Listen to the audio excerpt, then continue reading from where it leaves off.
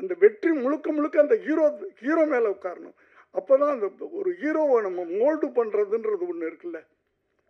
ஒரு பெரிய இயக்குனருடைய இயக்கத்தில் ஒரு ஹீரோ நடித்து அந்த படம் ஓடுது அப்படின்னா அடுத்த படம் என்ன ஆகும்? அந்த ஹீரோ நடிக்கிற படம் அந்த எக்ஸ்பெக்டேஷனுக்கு பார்ப்பாங்க. இல்லைன்னா அவ்வளோதான் வரும். இதுக்கு பல உதாரணங்கள் இருக்கு. நான் பேரெல்லாம் சொல்ல விரும்பலை. அதே மாதிரி தான் நான் என் மகனை கூட நான் ப்ரமோட் பண்ணது. ஏன்னா நான் அவரை அறிமுகப்படுத்தும் போது 92 நான் பீக்கில் இருக்கிறேன்.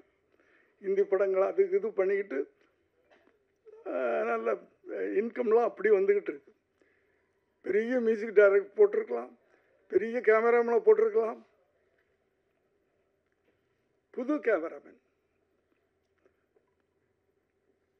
நாளை தீர்ப்பில் ஒரு லேடி, ஒரு புது மியூசிக் டைரக்டர். ஏன்னா அந்த படம் வெற்றி அடைஞ்சால் அது அந்த முழுக்க முழுக்க ஹீரோ மேலே போகணும். இப்படித்தான் நீங்கள் முதல்ல ஒரு 10 படம் நீங்கள் விஜயோடைய படம் பார்த்தீங்கன்னா தெரியும், பெரிய டெக்னீஷியன்ஸே இருக்க மாட்டாங்க. இதான் ப்ரமோஷன், ஹீரோவை ப்ரமோட் பண்ணுறது. கொஞ்சம் கொஞ்சமாக அந்த ஹீரோவால் படம் ஓடிச்சு, அந்த ஹீரோவால் படம் ஓடிச்சு, அந்த ஹீரோவால் படம் ஓடிச்சுன்னு சொல்லும்போது தான் அந்த ஹீரோவுக்கு வேல்யூ வரும். இப்படி உருவாக்குறது தான். ஒரு ஹீரோவை உருவாக்குறதுன்றது சாதாரண விஷயம் இல்லை.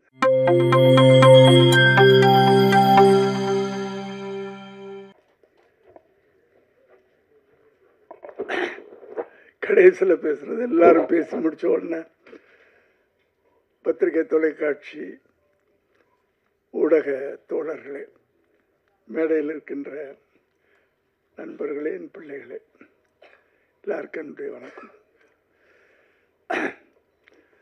ஜென்ரலாகவே நம்ம ஒவ்வொரு உங்களுக்கு கேட்டு கேட்டு புளிச்சு போயிருக்கோம் ஒரு டைலாக். சினிமா விழாக்களில் போன வித்தியாசமான படம், இதுவரைக்கும் நீங்கள் பார்க்காத படம். இந்த வார்த்தையை எல்லாருமே சொல்லி நீங்கள் கேள்விப்பட்டிருப்பீங்க. ஆனால் என்னுடைய சினிமா வாழ்க்கையில் 45 வருஷத்துக்கு மேலே ஆயிடுச்சுன்னு நினைக்கிறேன். 80ல், ஆமாம், கரெக்டாக 45 வருஷம்.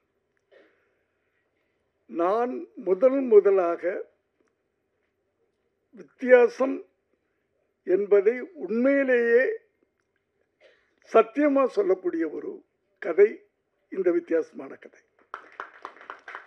இதை நீங்கள் இன்னும் அடுத்த வாரம் படம் பார்க்க போகிறீங்க. அப்போ நீங்களே சொல்லுவீங்க.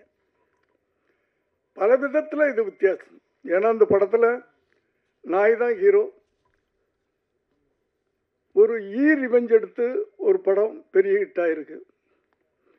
ஒரு யானை ரிவெஞ்ச் எடுத்து ஒரு படம் பெரிய ஹிட் ஆயிருக்கு. ஒரு பாம்பு ரிவெஞ்ச் எடுத்து, நாய்னா தமிழ் என்ன, நீயா, பெரிய ஹிட் ஆயிருக்கு. இதில் ஒரு நாய் ரிவெஞ்ச் எடுக்குது மனுஷன் மேலே. தன்னுடைய போராட்டத்துக்கு கோர்ட்டு படி வரைக்கும் ஏறுது. இதுதான் இது ஒரு வித்தியாசம். ரெண்டாவது, இந்த படத்தில் ஹீரோ கிடையாது, ஹீரோயின் கிடையாது, டுவேட் கிடையாது, டான்ஸ் கிடையாது. இது ஒரு வித்தியாசம். உண்மையிலே வித்தியாசமான படம். அதுக்காக சொல்கிறேன். சும்மா நாங்கள் வித்தியாசமான படம் அப்படின்னு சொல்லலை. ஒரு ஹீரோ கிடையாது, ஹீரோயின் கிடையாது, ஒரு டுவேட் கிடையாது, ஒரு டான்ஸ் கிடையாது. அடுத்ததில் நடித்தவங்க பூரா பார்த்தீங்கன்னா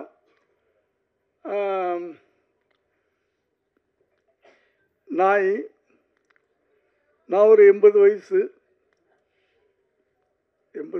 குறைச்சி சொல்கிறேன், பரவாயில்ல.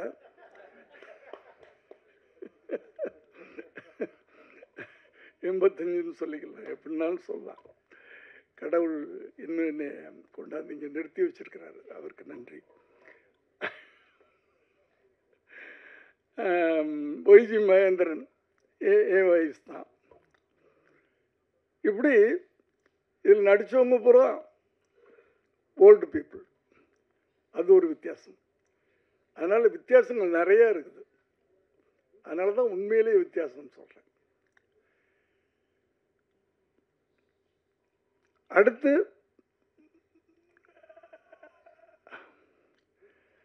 என்னை பற்றி எல்லாரும் பேசுனாங்க. அது வந்து எனக்கு கடவுள் கொடுத்த ஒரு கிஃப்ட். ஓடிக்கிட்டே இருக்கிறேன், அதனால் ஏதோ ஆக்டிவாக இருக்கேன், அவ்வளோதான். அடுத்தது மனசை சந்தோஷமாக வச்சுருக்கிறேன் எப்போவுமே. எந்த எதையும் பாரத்தை தலையில் போட்டுக்கிறது இல்லை. கடைசி வரைக்கும் உழைச்சிக்கிட்டே இருக்கணும். அதுக்கு என் கூட இருக்கிறவங்களாம் எனக்கு ஹெல்ப் பண்ணிக்கிட்டு இருக்கிறாங்க. நான் ஆஃபீஸுக்குள்ளே நுழையும் போது எல்லோரும் இருக்கணும்னு ஆசைப்படுவேன். ஒன்றுமே வேலை இல்லைனாலும் அவங்களோட பேசிகிட்டு இருப்பேன், ஏதோ ஒன்று பண்ணிக்கிட்டு இருப்பேன். ஏன்னா வீட்டில் உட்காரக்கூடாதுன்னு நினைப்பேன். நான் உட்கார்ந்தா படுக்கணும்னு தோணும், படுத்தா எந்திரிக்க முடியாது. அப்புறம் அவ்வளோதான், ஈஸியரில் அந்த வாழ்க்கையெல்லாம் வேணாம் அப்படின்னா அந்த காலையில் 9 மணிக்கு ஆஃபீஸ்க்கு வந்துடுறது. அப்படி அடுத்து ஒரு பெரிய வித்தியாசம் இந்த இன்னைக்கு ஃபங்க்ஷனில், எங்களுடைய படத்தில் சம்பந்தப்பட்டவங்க மட்டும்தான் மேடையில் இருக்கிறோம்.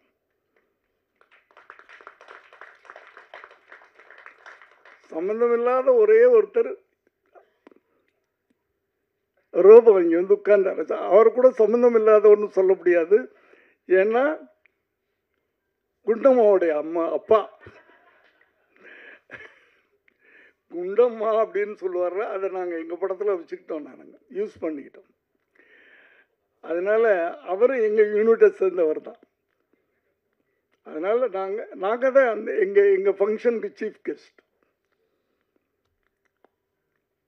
அதுலேயும் ஒரு வித்தியாசம்தான். அடுத்து ஒரு ஒரு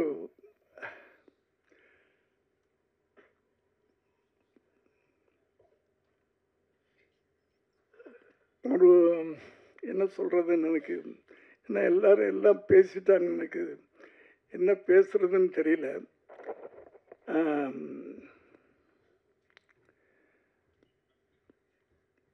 என்ன சொல்லணும்?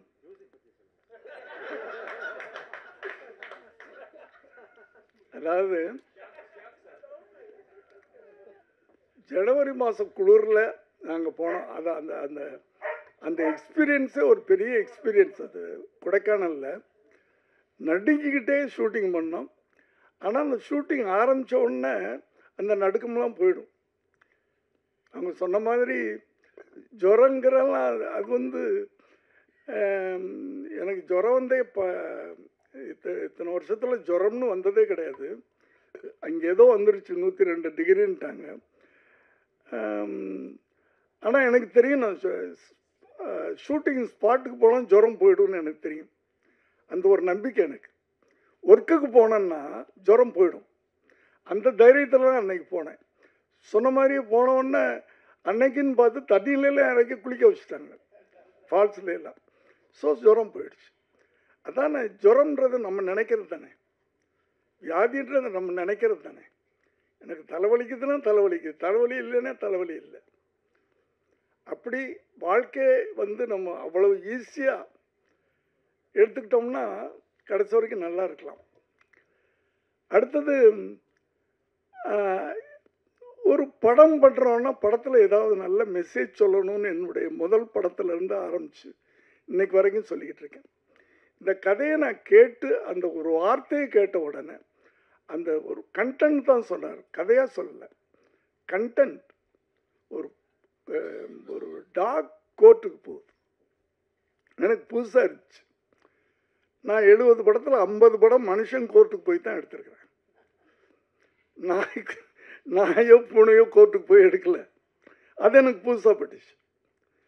எதுக்கு போகுது, என்ன விஷயம், அதில் தான் எமோஷன். ஒரு ஒரு ஒரு நல்ல படம் அது. பார்க்குறவங்களுக்கும் அதில் ஒரு எமோஷன் கிடைக்கும், கனெக்ட் ஆகும். ஏன்னா இந்த படத்தை பார்த்தவங்க கொஞ்சம் பேர் தான். அமீர் சார் பார்த்துருக்காரு,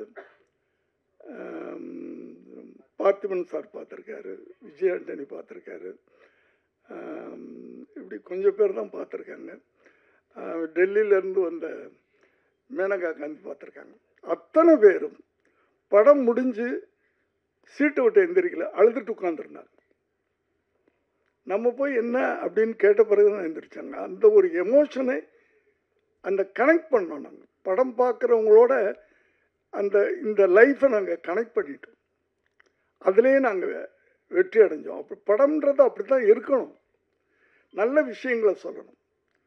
ஒரு ஒரு ஒரு டைரக்டரோ இப்போலாம் வந்து டைரக்டர் வேறு, ரைட்டர் வேறேன்னு கிடையாது. ஒரு 20 வருஷத்துக்கு முன்னாடி ஸ்ரீதர் கோபாலகிருஷ்ணன்லாம், கேஎஸ் கோபாலகிருஷ்ணன்லாம் வர்றதுக்கு முன்னாடி கதாசிரியர்னு ஒருத்தர் இருப்பார். அவர் கதை சொல்லுவார். உடனே வந்து ஜெமினி, ஏவிஎம் அவங்கள போகிறவங்க கதை இலாக்கான வச்சுருப்பாங்க. அந்த கதையில் உட்காந்து அவங்க டிஸ்கஸ் பண்ணுவாங்க. டைலாக் ரைட்டர்னு ஒருத்தர் தனியாக இருப்பார், டைரக்டர்னு ஒருத்தர் இருப்பார். இது ஒரு பீரியட். நான் வந்து அசிஸ்டன்ட் டைரக்டராக வந்த காலங்கள் அது 70 வரைக்கும் அப்படி இருந்துச்சு. இந்த ஸ்ரீதர் கோபாலகிருஷ்ணன் அவங்களாம் வரும்போது ரைட்டர் டைரக்டர் ஆகிட்டாங்க. ஸோ நான் எதுக்கு சொல்ல வந்தேன்னா, ஒரு ஒரு ஒரு ரைட்டர் எழுத்தாளன் அப்படின்னு சொன்னாவே அந்த எழுத்தாளனுக்கு ஒரு பொறுப்புணர்வு வேணும். ஏன்னா அந்த எழுத்தாளன் தான் அதுக்கு ஒரு கதாநாயகனுடைய கேரக்டரை படைக்கிறான். அவனும் ஒரு படைப்பாளி. அந்த அந்த ஏன்னா இங்கெல்லாம் வந்து வெறும் நடிகர்கள் மாத்திரம் நம்ம கொண்டாடுறது கிடையாது, டைரக்டர்ஸையும் கொண்டாடுறோம். ஒரு ஹீரோ லெவலுக்கு டைரக்டர்ஸையும் கொண்டாடுறோம். ஸோ அவங்களுக்கு ஒரு பொறுப்புணர்வு வேணும். ஒரு நல்ல படம் கொடுக்கணும். அந்த படத்தை பார்த்தா 4 பேர் அதை ஒரு ஐக்கானை எடுத்துக்கிறோம். ஒரு மனுஷனை பார்த்து நம்ம ஐக்கான் சொல்கிறத விட ஒரு படமும் ஒரு ஐக்கான் தான், ஒரு படிப்பினை தான். அந்த காலத்து படங்கள்லாம் அப்படி தான் இருந்துச்சு.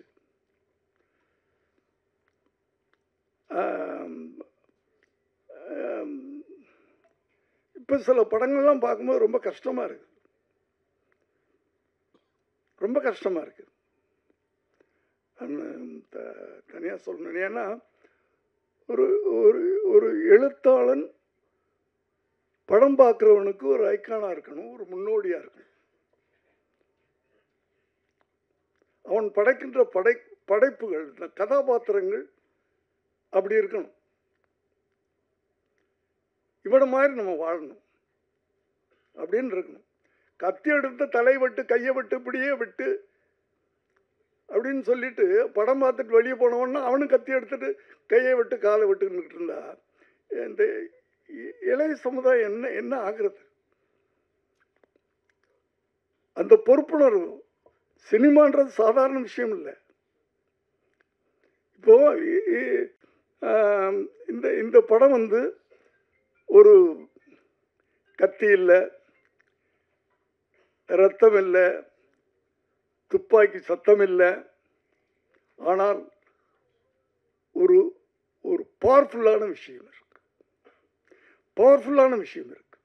ஆனால் அந்த பவர்ஃபுல்லான விஷயத்தை நாங்கள் சீரியஸாக சொல்லலை. அதுதான் இதனுடைய வெற்றிக்கு அது ஒரு காரணமாக இருக்கும். ரொம்ப சீரியஸான விஷயத்த ரொம்ப சீரியஸாக சொன்னாலும் கஷ்டப்பட்டுருவீங்க. ரொம்ப யதார்த்தமாக அழகாக அப்படியே சிரிக்க வச்சுக்கிட்டே அப்படியே கொண்டு போகிறது, நல்ல விஷயங்களை சொல்லணும். ஒவ்வொரு படமும் ஒரு பாடமாக இருக்கணுன்றது தான். ஆனால் இப்போ வர நல்ல படங்கள் பண்ணுறாங்க, அவங்களை நான் யாரையும் தப்புன்னு சொல்ல வரல. ஆனால் அவர்கள் அந்த படங்களை பார்த்து ஒரு ஷோவில் 100 பேர் படம் பார்க்குறாங்க, ஒருத்தனாவது அந்த படத்தை பார்த்து இவர் மாதிரி நம்ம இருக்கணும் அப்படின்னு நினைக்க வைக்கணும். அந்த காலத்து படங்கள் அப்படி தான் இருந்துச்சு. இது ஒரு நான் வயலண்ட் படம், நான் வயலண்ட்டாக ஆனால் பவர்ஃபுல்லான படம். இப்போ நான் வயலண்ட்னா நீங்கள் என்னமோ ஒரு டயலாக் சொல்லுவாங்க, சொதன்னு இருக்கும், சாம்பார் மாதிரி இருக்கும், அப்படிலாம் இல்லை. இப்போ நான் வயலண்ட்டில் தானே நம்ம சுதந்திரமே வாங்கணும். கத்தியிலேயே ரத்தமின்றி வாங்கின சுதந்திரம் தானே காந்தியடிகள். அவருடைய மௌனம் தானே வெள்ளையனை வரட்டி அடிச்சது. அவருடைய அந்த அதுக்கு பேர் என்ன, அஹிம்சை, அதுதானே வெள்ளையனை வரட்டி அடிச்சது. கத்தி எடுத்துட்டு நிற்கலையே. காந்தியடிகள் சொல்லியிருந்தாருன்னா அத்தனை பேரும் எடுத்திருப்பான்ல, அடித்து துரத்தி இருக்கலாம்ல. நம்ம அது செய்யலையே அவர். அதனால் அந்த மௌனம் எவ்வளோ பெரிய ஆயுதம், எவ்வளோ பவர்ஃபுல்லான ஆயுதம். பயந்து ஓடி போயிட்டான்ல, தலைதறிக்க ஓடிட்டான்ல. அப்படி நான் வயலன்ஸ் சொல்கிறது கூட பவர்ஃபுல்லான இருக்கும். இது நான் வயலன்ஸ் படம், ஆனால் பவர்ஃபுல்லான படம்.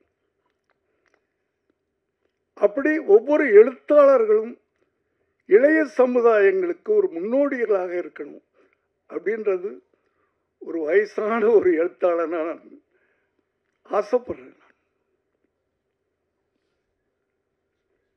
ஒரு காலத்தில்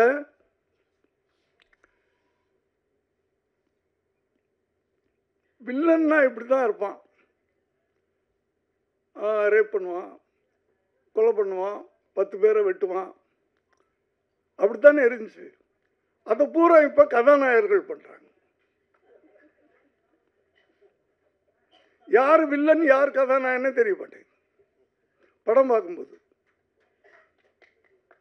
இல்லை, நான் உண்மையிலே நீங்கள் யாரும் தப்பாக எடுத்துக்காதீங்க, தப்பாக எழுதிடாதீங்க. என்னுடைய உணர்வுகளை நான் சொல்கிறேன். என் வயசுக்கு நான் சொல்லலாம்.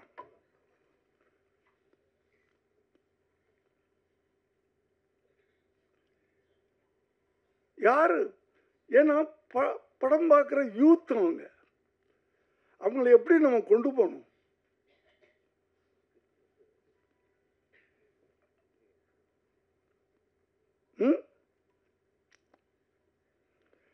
அம்மாவும் புள்ள வெட்டுறான்,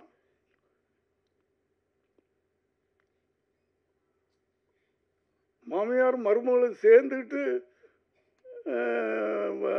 என்ன பிள்ளைய கொள்றாங்க, அப்பாவை கொள்றாங்க. இப்படியெல்லாம் நடந்துக்கிட்டு இருக்கிற ஒரு சமுதாயத்தை நம்ம கரெக்ட் பண்ணணும்னா சினிமா ஒரு ஒரு அறிஞர்டா சொல்லுவார், சினிமா மாதிரி ஒரு பயங்கரமான ஆயுதம் வேற எதுவும் இல்லை. அந்த ஆயுதத்தை கரெக்டாக நம்ம யூஸ் பண்ணோம்னா இந்த இளைய சமுதாயத்தை திருத்த முடியும். அது ஒவ்வொரு எழுத்தாளருக்கும், எழுத்தாளனாக இருக்கட்டும் இயக்குனராக இருக்கட்டும், 2 பேரும் ஒன்று தானே. இப்போ அவங்களுக்கு இந்த பொறுப்புணர்வு, கடமை உணர்வு, சமூக உணர்வு, எல்லாத்தையும் விட அந்த சமூக உணர்வு.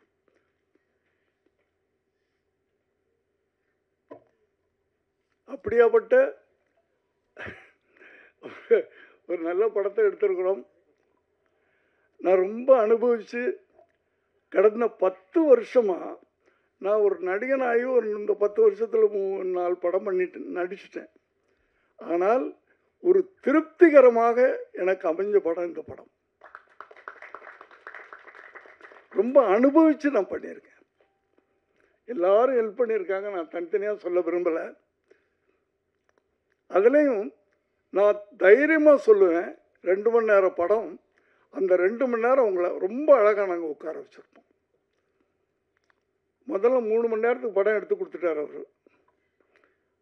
அதை மாருதி சார் 2.5 மணி நேரம் படமாக்குனார். சரி, அவ்வளோதான், இதுக்கு மேலே குறைக்க வேணாம் அப்படின்னு அவர் பிடிவாதமாக இருக்கிறார். லெனின் சார் படம் பார்த்தார். அவர் சூப்பர்வைசர் தான் இந்த எல்லாமே நடந்துக்கிட்டு. லெனின் சார் படம் பார்த்தார் எங்களோட.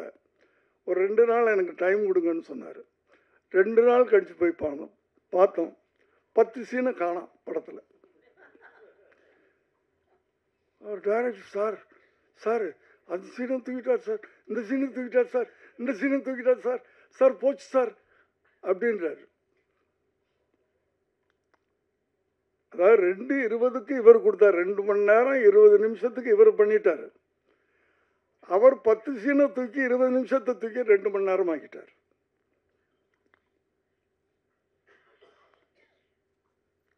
அவ்வளவு ஷார்ப்பா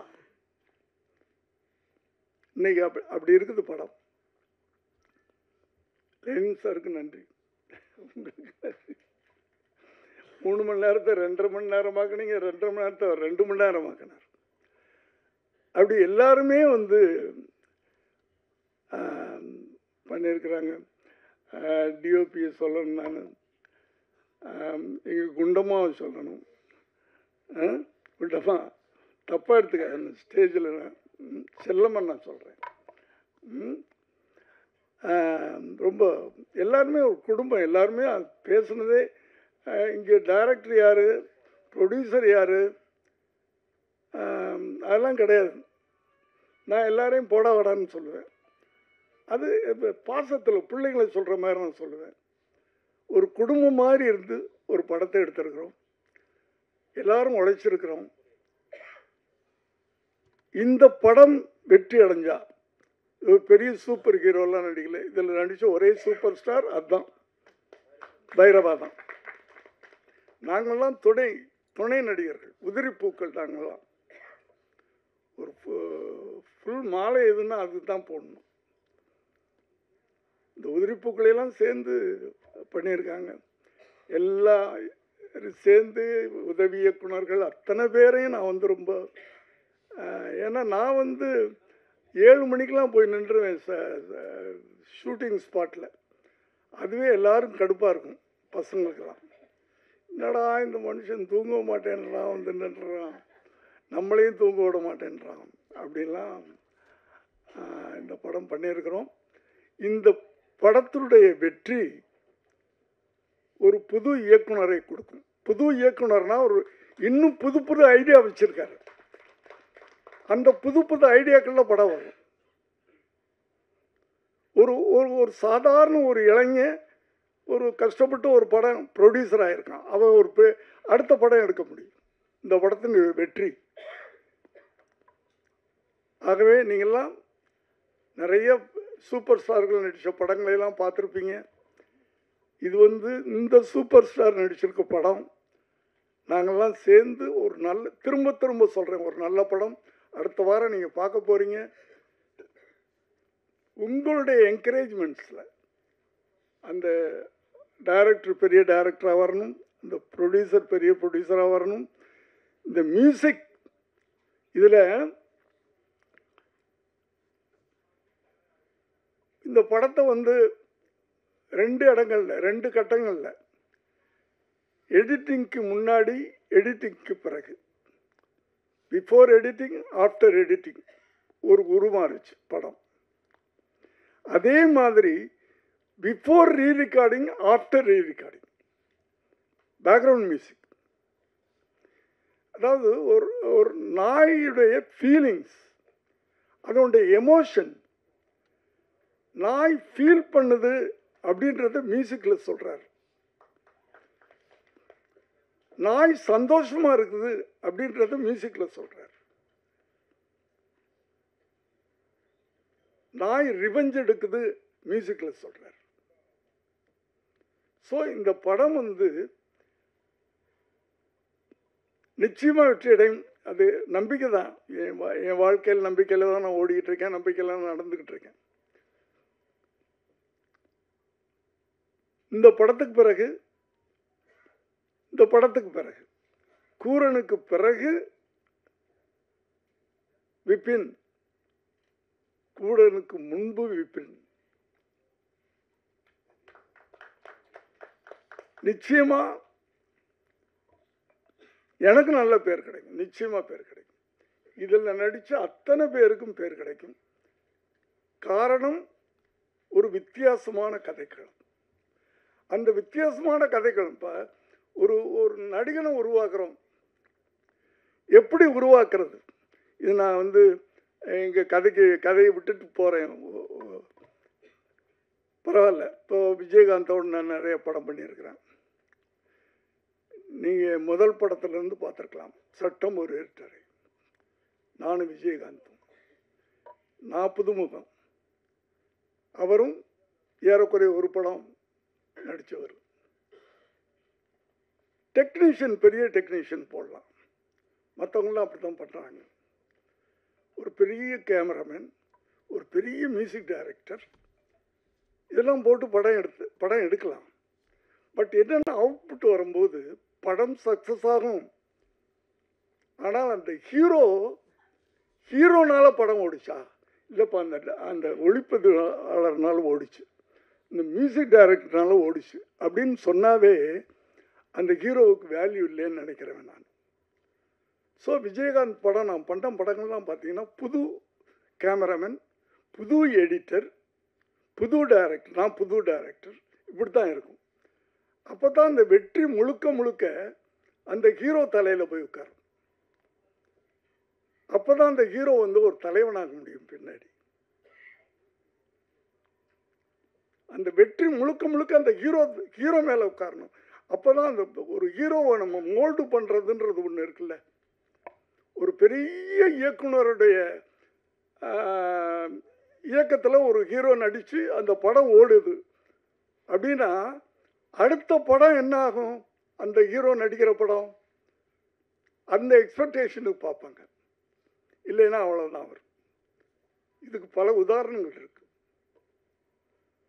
நான் பேரெல்லாம் சொல்ல விரும்பலை. அதே மாதிரி தான் நான் என் மகனை கூட நான் ப்ரமோட் பண்ணது. ஏன்னா நான் அவரை அறிமுகப்படுத்தும் போது 92 நான் பீக்கில் இருக்கிறேன். ஹிந்தி படங்கள் அது இது பண்ணிக்கிட்டு நல்ல இன்கம்லாம் அப்படி வந்துக்கிட்டு இருக்கு. பெரிய மியூசிக் டைரக்டர் போட்டிருக்கலாம், பெரிய கேமராமேனை போட்டிருக்கலாம். புது கேமராமேன் நாளைய தீர்ப்பில் ஒரு லேடி, ஒரு புது மியூசிக் டைரக்டர். ஏன்னா அந்த படம் வெற்றி அடைஞ்சால் அது அந்த முழுக்க ஹீரோ மேலே போகணும். இப்படித்தான் நீங்கள் முதல்ல ஒரு 10 படம் நீங்கள் விஜயோடைய படம் பார்த்தீங்கன்னா தெரியும், பெரிய டெக்னீஷியன்ஸே இருக்க மாட்டாங்க. இதான் ப்ரமோஷன், ஹீரோவை ப்ரமோட் பண்ணுறது. கொஞ்சம் கொஞ்சமாக அந்த ஹீரோவால் படம் ஓடிச்சு, அந்த ஹீரோவால் படம் ஓடிச்சு, அந்த ஹீரோவால் படம் ஓடிச்சுன்னு சொல்லும்போது தான் அந்த ஹீரோவுக்கு வேல்யூ வரும். இப்படி உருவாக்குறது தான். ஒரு ஹீரோவை உருவாக்குறதுன்றது சாதாரண விஷயம் இல்லை.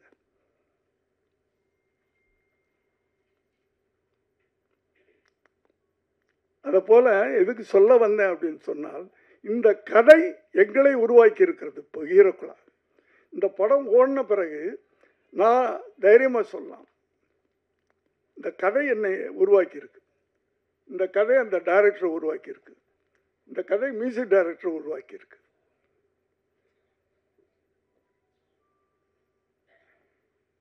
அதனால் எல்லாமே சாதாரண மாணவர்கள் பண்ண படம், பெரிய பெரிய இயக்குநர்கள், பெரிய நடிகர்கள் படங்களையெல்லாம் நீங்கள் வந்து ஆகா ஊகன்னு சொல்கிறது பெரிய விஷயம் இல்லை. அந்த படங்களுக்கெல்லாம் வந்து விளம்பரம் தேவையில்லை.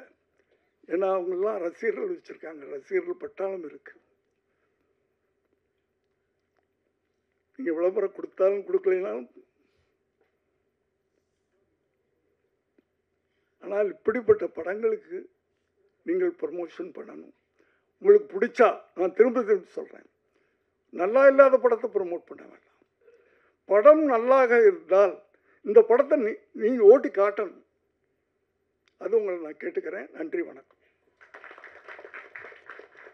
நான் சிகப்பு மனிதன் அப்படின்னு சொல்லி நீங்கள் கோர்ட் ஏறி நிறைய விஷயங்கள் பண்ணி கொடுத்துருக்கீங்க, நியாயம்லாம் வாங்கி கொடுத்தீங்க. முதல் முறையாக ஒரு நாய் வச்சு அதுக்காக நியாயம் வாங்கி கொடுக்குறீங்க. இந்த அனுபவம் எப்படி இருக்குது சார்? சொல்லுங்கள் சார். ஹலோ,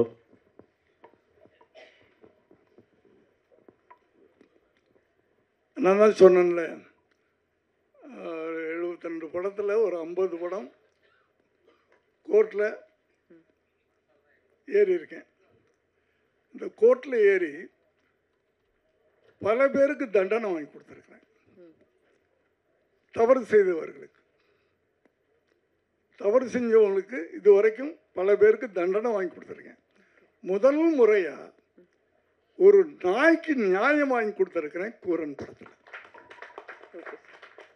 போராடி நியாயம் வாங்கி கொடுத்துருக்கிறேன். ஏன்னா அது தப்பு பண்ணல, அது நியாயம். அதுக்கு வாயில்லை. வாயில்லாத ஒரு ஜீவனுக்கு நான் வாயாக இருந்து அதுக்கு நியாயம் வாங்கி கொடுத்துருக்கேன். Thank you sir. நன்றி சார். போதுமா? போதும் சார். தேங்க்யூ. வேறு ஏதாவது நீங்கள் சொல்லணுன்னா பேசுங்க சார். இல்லை இல்லை போதும். Thank you sir.